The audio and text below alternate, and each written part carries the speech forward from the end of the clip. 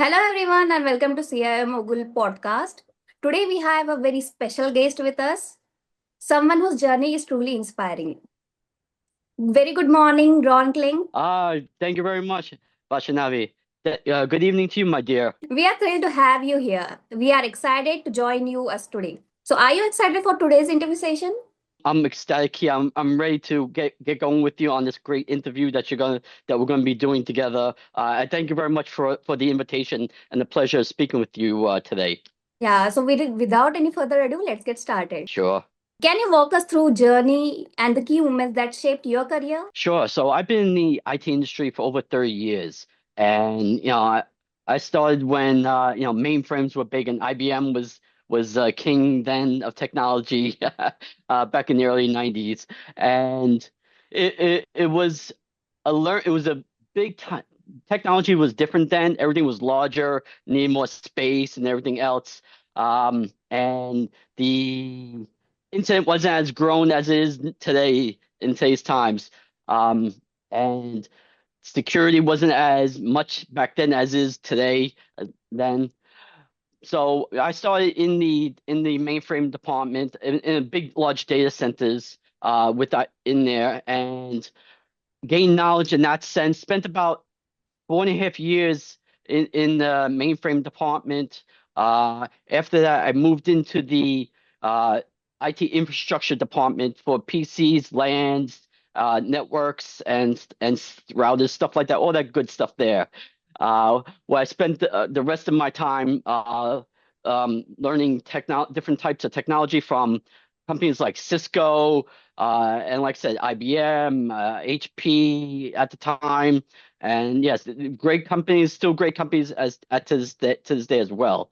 Um, Learn how PCs have grown from being this big to today being like almost this narrow. A lot of things from hardware to software has changed a lot.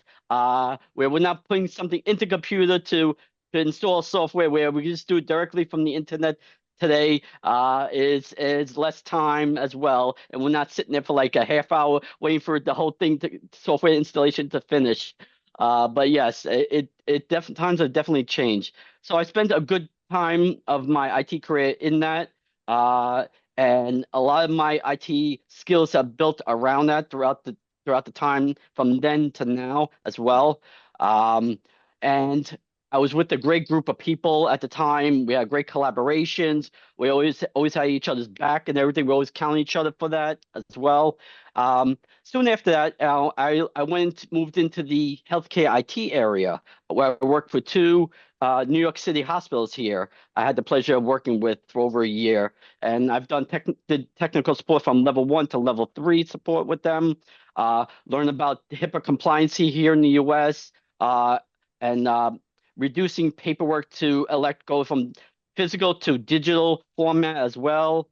So after that, I worked for a great nonprofit company at the time, and this is when video calling was just getting started, and you had Polycom, you had Cisco, the two big players then at the time, and we had the big TVs, we had the screens and the boxes for it to see with the cameras and everything.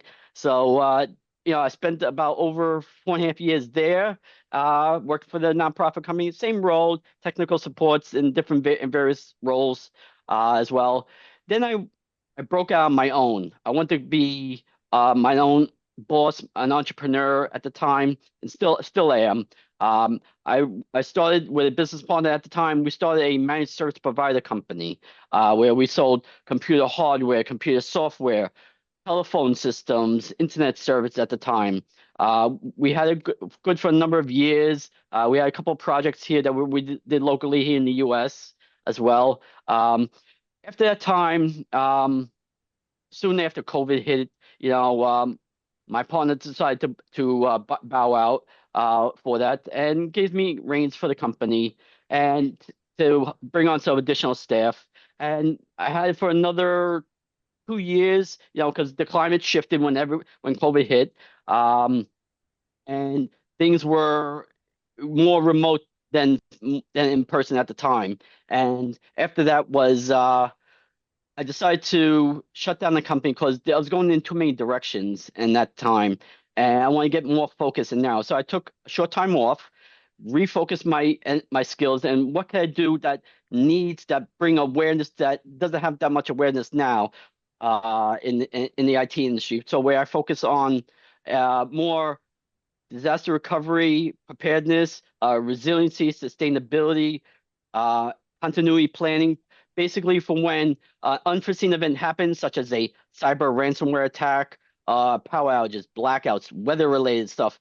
I help businesses, small, medium-sized businesses, prepare for that for when it happens. This way they know they're not down for too long, especially if they're a legal firm or a financial institution. They can't be down for too long. They have to quickly be up and about to serve their customers. Okay, so in this long journey, you must have faced many challenges. So, what are the challenges you faced that completely changed the way you think about leadership as a business? Sure, great question. So, yeah, as you mentioned, yes, I did face different challenges when going on my own. Where compared, I'm working for an employer. I faced different challenges then, but the greater challenges were where I became my own boss and I had my own co company.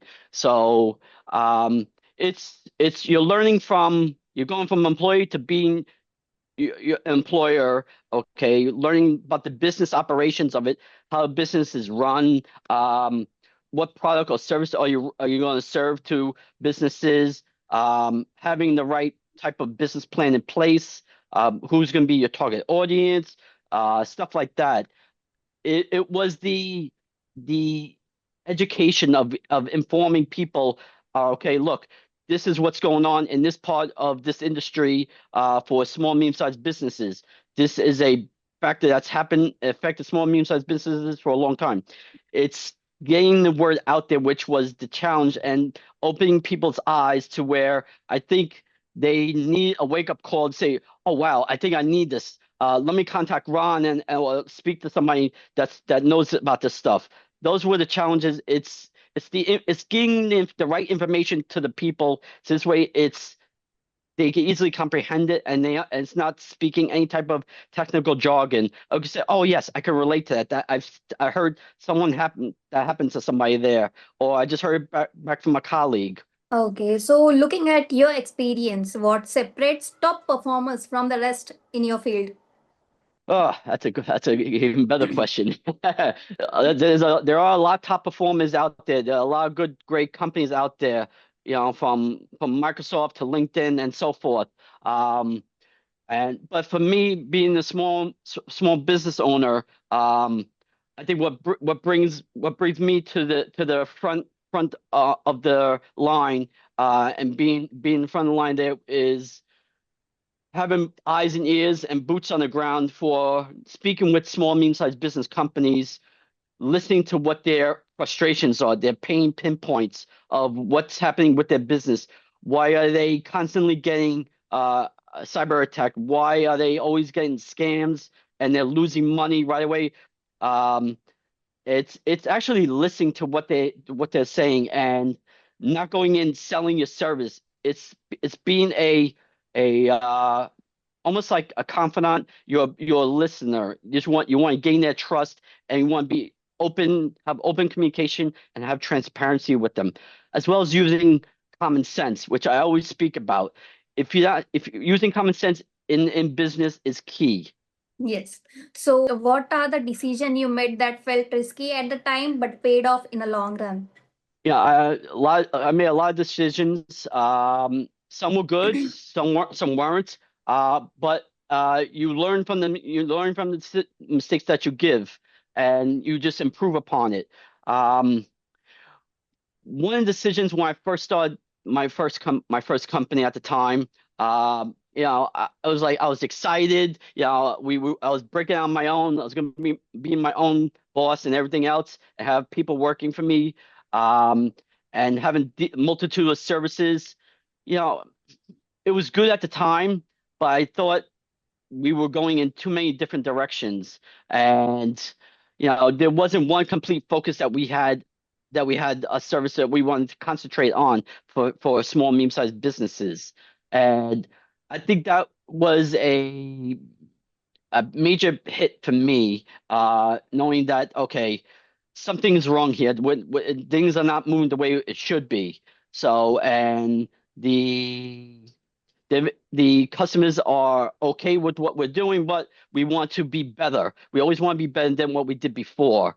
This is where I started my this second IT startup that I'm doing now, where bringing more awareness, bringing more education to small medium-sized business owners, um, and different tech entrepreneurs that want to be in this type of space, and always asking me questions and doing a lot of mentorship as well. So, in this long run, how do you stay ahead in such a fast changing professional landscape? That's what everybody asks me is like, Ron, how could you the way technology is going so fastly, especially with Yes. artificial intelligence now, how do you stay advanced so much? How do you stay up with it? I speak to different people, I speak to business owners, I speak to um employee people, colleagues and employees. And I say, look, you're never going to be able to keep up with technology every day because technology changes so rapidly. So, less than, let's say, a month, something new comes out, whether it be the latest TV, latest tablet, or, whatever type of tech is going to be out there. Everything's going to be obsolete after a month. And it would be, the latest fashion, the latest cooking styles. It's always going to be something new.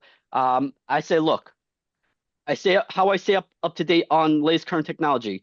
I watch YouTube videos. I read different tech articles. I speak to people. I see what's going on with the latest things in the industry. I speak to my Microsoft colleagues as well. So I'm deep into the different ecosystems such as with Microsoft and other tech companies, in learning what's the latest trends, what's the latest threats are out there, and just constantly reading, trying to stay informed as much as possible. That's how I stay up with the latest technology. And look, there may be something that comes out tomorrow, and I got to read up about it because something just in case somebody asks me about it. So, in this long run, there are must some habits or routines that we have to set, right? So, what are the habits or routines that have had the biggest impact on your success? I like that question a lot, and the biggest impacts I had on my success for myself is having the right mentors in place. Great mentors that I've had,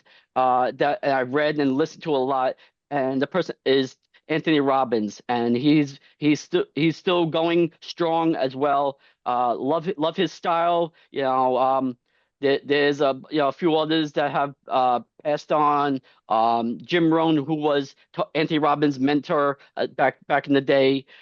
Listen to him, and listen to Tony Robbins. Him, watching, listening to other tech companies, tech people such as Bill Gates, and other tech companies like tech execs like that as well. But more from a mind and body, listening to it and changing my style and my the way I see life, and how I present myself. Goes credit to mentors like I said with Anthony Robbins, Jim Rohn, and Les Brown and stuff like that.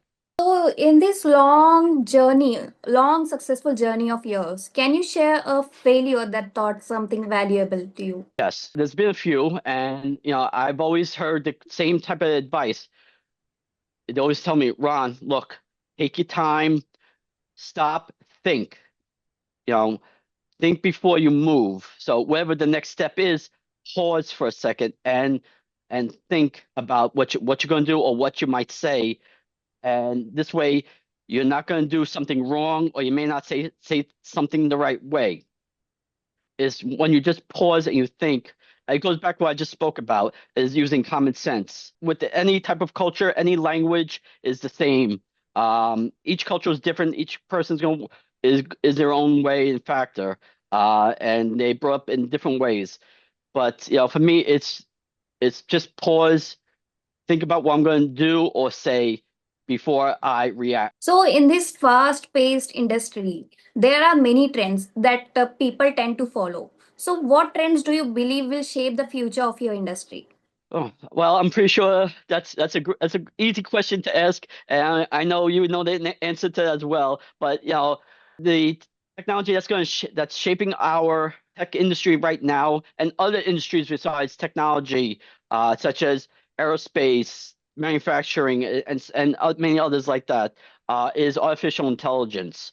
Okay, or people like to say AI for short. For that, Yes.